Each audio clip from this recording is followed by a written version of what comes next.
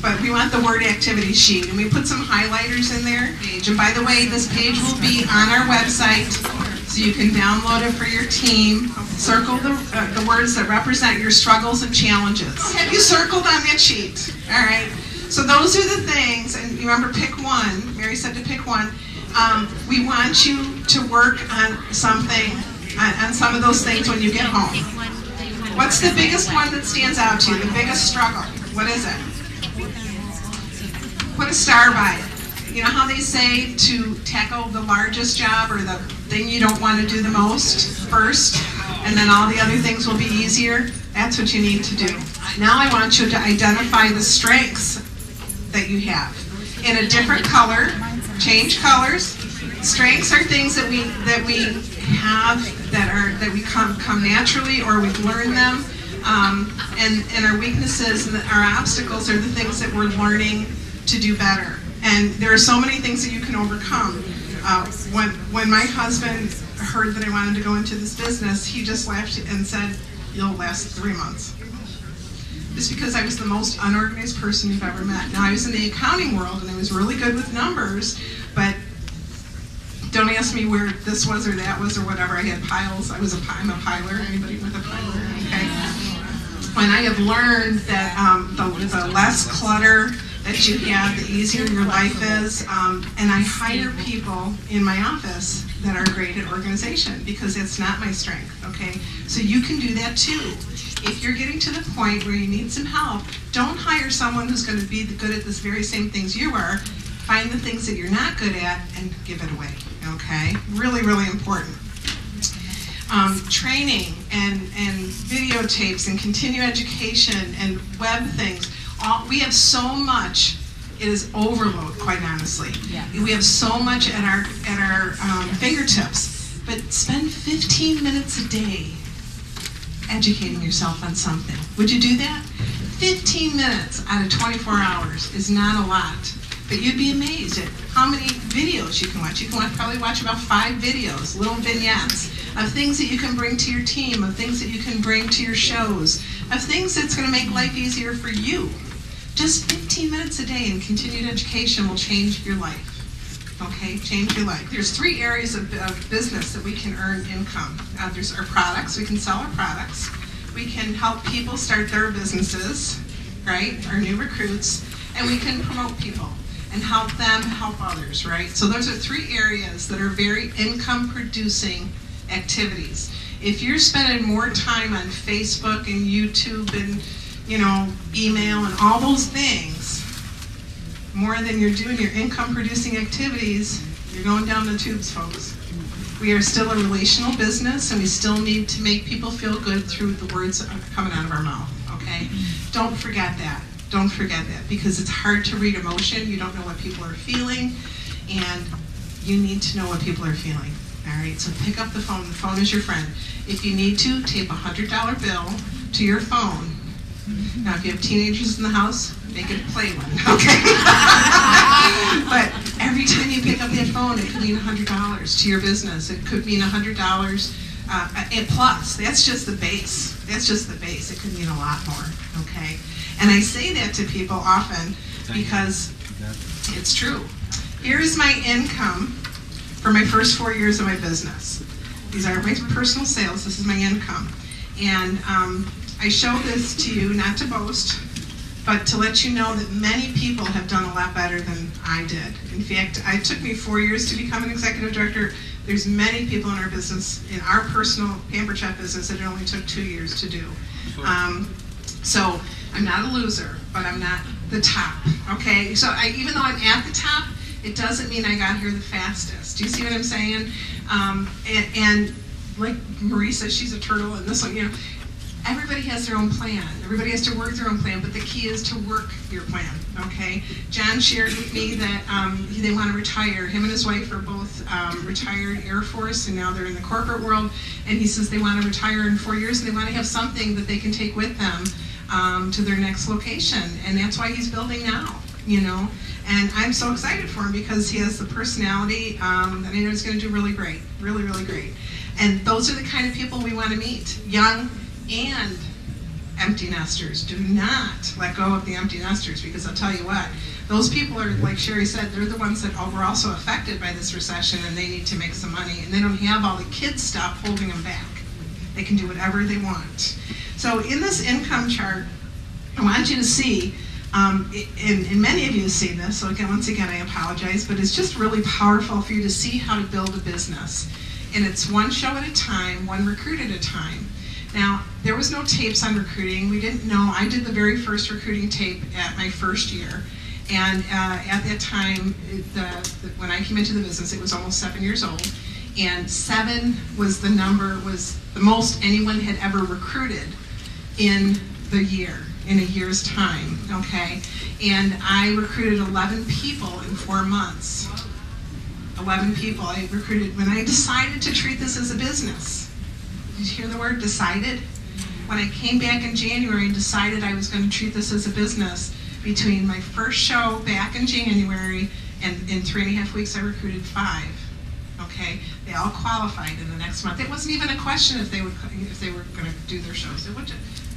Don't give people an out. This is what they've signed up to do. Okay, do you see what I'm saying? And so, I wasn't the most popular girl on the block, recruiting 11 in 4 months, okay? Well, now those numbers are nothing. I mean, my highest was 38 qualified in a year, but now they're in the 50s. I mean, that's awesome, you guys. That's awesome. And we have people like Marta Ross to thank for that. Do you know that most people spend more time planning a 2-week vacation than they do for their financial future each year? Is that you? Do you plan how much money you're going to make? Do you figure it out? Do you figure out the way you're going to get there? That's really essential to your business plan, okay? Right now, Tony is in a class this month that he has to have a business plan for his massage therapy business. He has to he has to do a 28-page paper, all right? Why don't you treat it like a business? Why don't you treat it as though it's going to make you $100,000 in 4 years' time? Would anybody like $100,000 paychecks regularly in 4 years' time? Yeah. Are you good with that?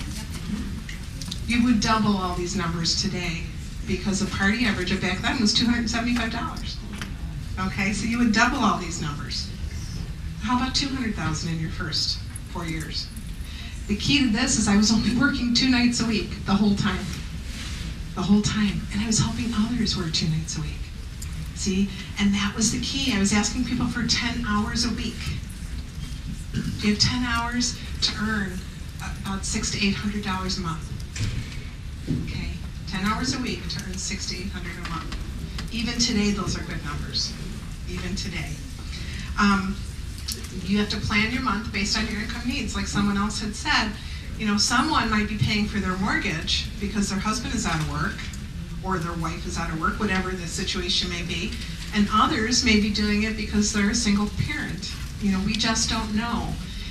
But I really believe in balance. Balance grows this business. Like Tanya said, I didn't know I shouldn't have done so many shows. I should have been building my business. When you're so focused on your income now, it's great. But it's exactly what Mary said. It's your income now. All right? If you take the time to help others, it will come back to you. Okay? It will come back to you. Now, the next thing I want to share with you, and I'm just going to put these, this is from my sales and overrides, and this is why we should recruit. It's a beautiful picture. In the first 6 months of my business, all the income was from me. The second 6 months of my business, we had 32% from my team, 68% from my sales. The next 6 months, 43-57. The next one is 66-34. Look at how those numbers are flipping in 1 year's time. Okay, 76-24, and by year month 34, not year 34, month 34, 87% of my income came from my overrides, from helping other people and helping manage. And that was my 3rd year in, and that was when I became a advanced director. Chris Mannion was my first director, and Marie Friday was my 2nd director. So why recruit? Why spend time with other people? Because this can happen to you. Right here. It's a beautiful picture. All right. And then the next thing I want to share with you, it's identified your financial plan. I talked about that. Success modules, and I know some of you have seen these. What a 4K, 10K, and 25K director is, how many shows, and those are on your table, okay? And I want you to take these home. This is homework, all right? This is homework. And I have an example of a set all filled out on the website. So if you get confused, it's on there showing you how to do it, okay? But this is a great model, you guys. This came out a couple of years ago. I shared it with my team, and the company asked me to share it with all the executives. But I wanted to bring it back again. You know, so many of the things that we do on a daily basis, we can bring back a couple years later and remind you what really works. If you break down the numbers, you'll know what you need to do, okay? What you're going to do is you're going to look at your prior year comparison, okay? Cindy did such a beautiful job on this. And you're going to use four column headings. It's going to be your commissionable sales, your number of shows, your end count, and your total active. Those are the 4 columns you're going to use, okay? And then the next page shows you how to determine the party average of shows, because you need to know. Did you see that? Let me show you again.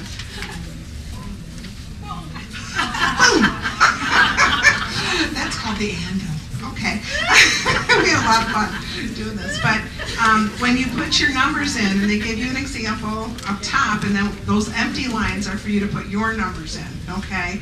But it shows you how if you have 10 active people doing 18, or excuse me, and 18 is your end count, you have 56% of your people working, okay? So what this process, and I'm not going to go through this a real lot because we have time, but what this process does is it analyzes your best month, then you analyze your average month, and then you boost your average to best, okay? There's your analyze your average month, and there's the numbers there, okay? And then what you're going to do is boost your average to best. So in other words, you're going to take your number from your average and your number from your best, and you're going to fill in the blanks so you can see what you're going to need. One of the things that I did my first, I think 6 years of my business is I doubled, I think it was doubled, no. My first 4 years I doubled my numbers, and then I almost doubled them the next 3 years. I did that by asking myself what I needed to work on. How were my group sales? Was it party average that I needed to work on? Because party average equals host coaching. All right. Was it the number of people that I needed? Did I need to increase my consultant count? Did I need more people selling? Or did we need more bookings? Did I have enough people but they weren't getting bookings? Okay. So, and then that came down to the show. If people aren't getting bookings, it probably has to do with their show. They're not doing a good enough show, because you know what? How many of you never have a problem getting a booking? Yeah, lots of you. It's because you got a great show, okay? And that's what we need to teach. We need to teach the selling skills, you know, and they're everywhere. I'm not going to go into those. But the bookings are about the show. The end count is, or an active count is about your recruits. And I know this is boring, this is accounting, but I'm telling you, this will give you a picture of what you and your team need to work on.